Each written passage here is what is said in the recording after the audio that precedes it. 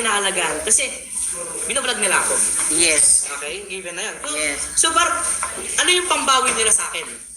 Di ba? Pakainin nila ako, alagaan nila ako. Kasi bakit? Kaya kinukontent nyo ako eh. O sige, nasan yung pera? Huwag nyo kong alagaan, nasan yung pera? Di ba? Ganun lang, kayo po muna. Next.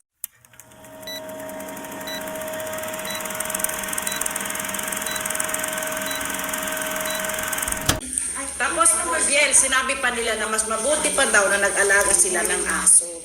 Sabi niya sa'yo, Ni Forest. Ang aso nangangagat nga eh. Ang ganda. Ako nga, buti asa ka. Kaya nga eh.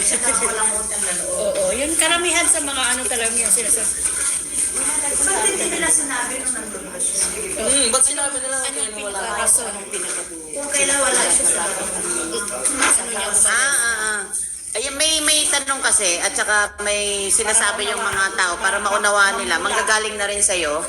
Bakit daw sa Tagal mo. tagal mo doon, tapos yung sa 5 taon mo doon na mabuti naman daw yung pinapakita sa'yo, yung pag-aalaga sa'yo, bakit mo daw pa naisipan na umalis doon? Meron daw bang nanulsul sa'yo?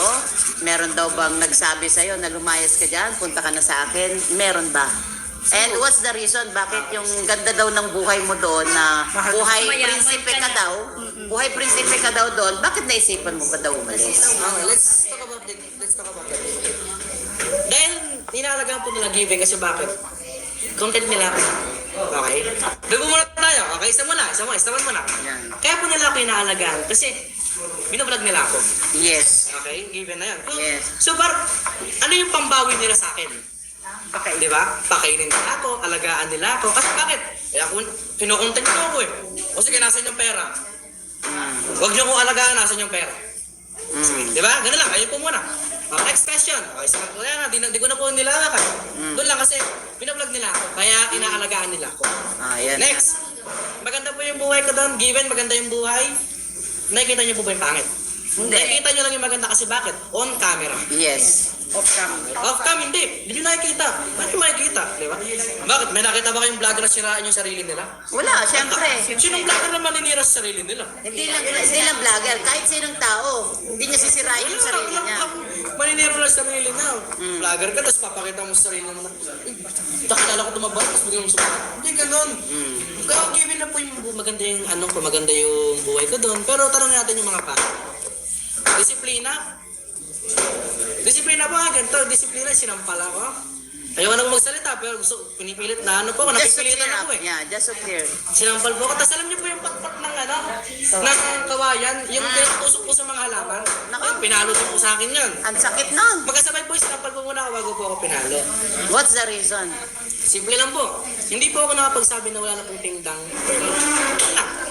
Ha? Yun lang po, yun lang. Walang tindang. Wala pong tingdang burger.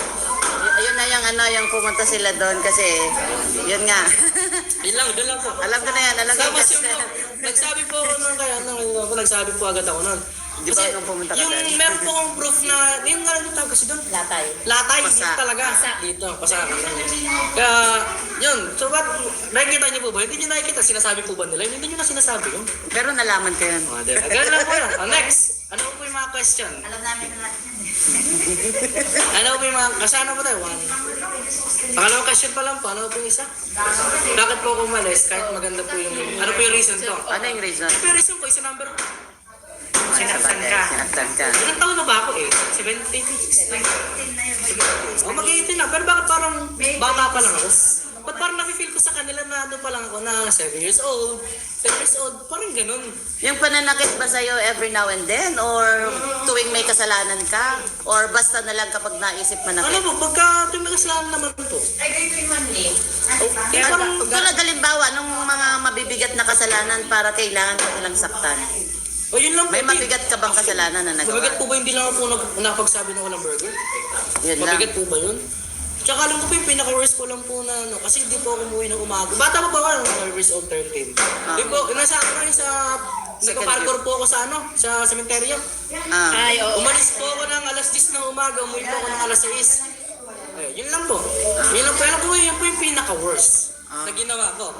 Yun lang po yun. Yun lang. Wala na po ang ginawa iba. Yun lang. Yung salitang ampon. Sinabi po nila sa akin yun. Nasa table po kami, mahaba. Una, ganito po yan. Dahil po yan.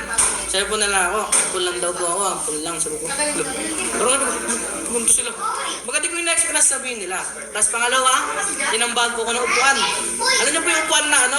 Yung upuan po nila sa mahabang ano? Yung bangko. Ah, yung ganun po yan. Ah. Pangatlo po yung sa mag, Starbucks. Bakit kayo nambaan ng upuan? Kasi po, di ko po binubos sa iPad ko. Yun lang. Sabi ko po kasi, ganito po yan. Eh, diba, siya, may iPad po, binigyan po nila ako ng iPad. Binigyan po nila, so sabi ko po. So sabi po nila, sa amin na po yun. Privacy na namin. So okay na po. Binigyan ako ng password, ganito, ganyan. Ngayon na, nasa table kami. Pinapabuksan niya po. Ayan ko po na, ganyan lang po ako. Ayan ko po. Gusto ko po sana sabihin na, sinabi niyo pong privacy namin, bakit ko bubuksan niyo? Oo nga. Diba? Gusto ko pa sana sabihin, kaso, ayoko pa, masuntok ako eh. Pasuntok ako eh. Pero Pero sinabi, kaya mas lalo naman, inamban ka naman. ganyan lang po, ganyan lang po. Sabi ko, pag ito, tanuli, alis ko dito. Hindi ko ano po talaga sa isip ko. Eh, buti hindi tinuloy. Kaya, yun po. Pero luto na ba yung isip mo na pag gusto mo na talaga umalis? Tagal na po. Without yung di ba si Luis yung naunang umalis. So we are not talking about him anymore. Yung sa'yo lang. So, nung sumunod ka, biglang nakasama lahat.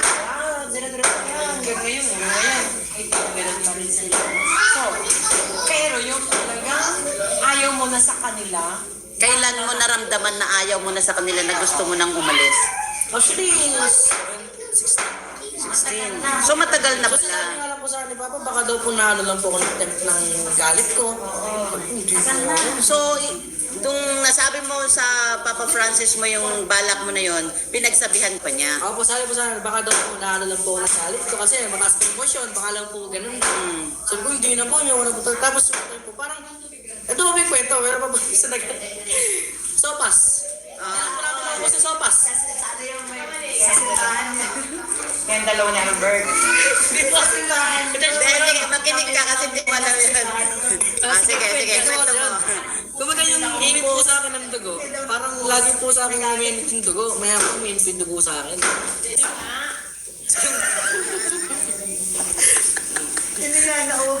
Yung sopas po kasi hindi po namin lumubos. So kasi, ang in-expect, pero nasa 14 naman po talaga kami mga katao, nagpaluto po 14. Tsaka pera po lang namin yan, ng funds po ng church namin na pinag-iputi-punan po namin. Okay. So, yun po. Hindi po na, siguro may kalahating kaldero. Yung kaldero po yung ganyan kalaki. Pero kalahati po yung ano, hindi po naubos. Madami pa. Pero ang kinakain naman po namin, pagka nandun po sila sa bahay, kinakain naman po nila. Yun po yung kinakain namin nun. Tapos yung ginagabayan ko ng po ngayon, nagalit po, sabi, wag na daw po ang papaluto kung di daw po namin kayang ubusin. Parang, hindi, may ibang term pa eh, parang di ko na naalala yung ibang term. Kumbaga parang yun lang po yung sinabi sa akin.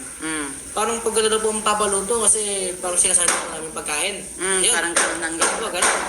Di sabi ko, parang laki ng galit sa akin, hindi naman naubos. Sabi ko, hindi naman naubos yung kanin, hindi naman naubos. Diba, ang iniinit po nila para ano. Ganun din kagawin, initin nila para kainin, di ba? Ganun lang po, cycle lang. Oo nga. Kasi parang ganun, laki ng galit sa akin ito. Yung ganun. Kasi sabi mo, una maganda. May 1. Mama! I need your help. May 1 po ba yung mga nawalan sa akin sa inyo na uuwi ako? May 1? May 16. Ay, wala. May 1 po. Sabi ko, uwi po ako. Di po ginagan. Next ma, may 16. May 16 May 16 na po. May 16 na po ba yung umalis na ako? Hindi pa. May 16. Wow, galing. Galing. May 16 na po, may 16. Hindi na po winagan. Next, may 26. Eto po, sabi po niya na maayos daw po kaming naghiwalay nun. Pero ganito po yung totoo niya kwento. May 25, alas 7 ng gabi o alas 8. Nagtalo po kami. Po, anong dahilan? Ganito. Kasi gusto niya po, sabi ko parang ko 3 days. 3 days, second 3 Okay, months. okay. So yan po, sabi ko po. Ayoko po, kasi gusto niya po, Tuesday na po ako umalis para kasama siya. Kaya ang usapan po namin, Lunes. Friday pa lang po usapan namin, Lunes na. So doon na po ako nag-stick. Kasi pag ako po yung tao na may usapan, yan, ganitong oras, ganitong araw, nandun talaga. Oh, gusto ko po yun na po yung nasusunod. Ayoko na po nang may pabago-bago. Kasi po, alas gabi po, kasi daw po samahan daw po niya bumili ng gamot si, di ko alam sino po eh. Basta kalimutan na po yung pangalan. Pero sa kaya wala po niya masasamahan. Kasi daw po, Tuesday po siya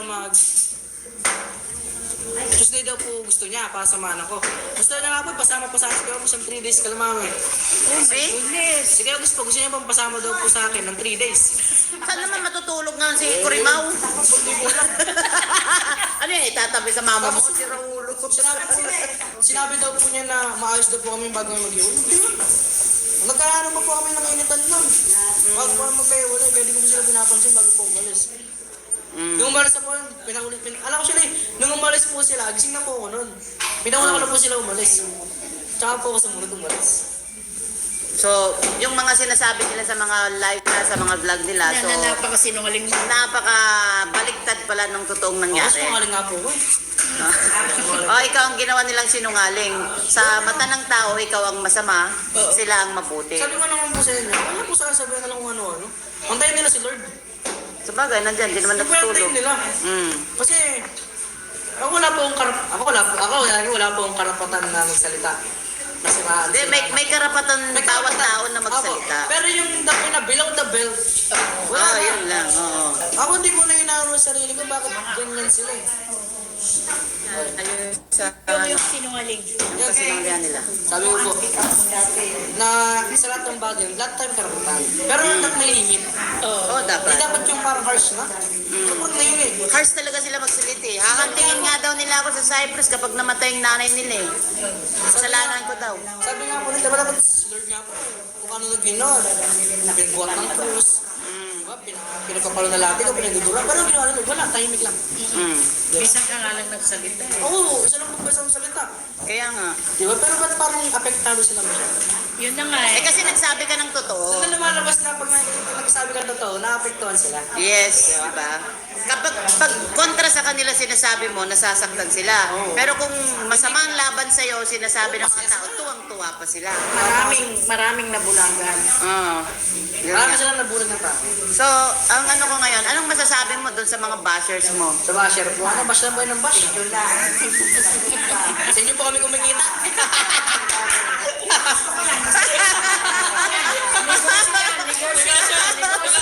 Mag-YouTube ka na rin. Ayoko po. Tama na. Mag-concentrate sila. Pero pag sinabi na, Hindi, pag hindi sinabi pwede. na, kaya naman kami nandito nang babash kami, dagdag views kami. Uy, tanggal ka na. Para kasi brother Jose. Kaya lang po yun eh. Sa social media, marami pang basher sa akin. Kaya nga eh. Kaya isang basher talaga. Yun po, kikita naman po kami din.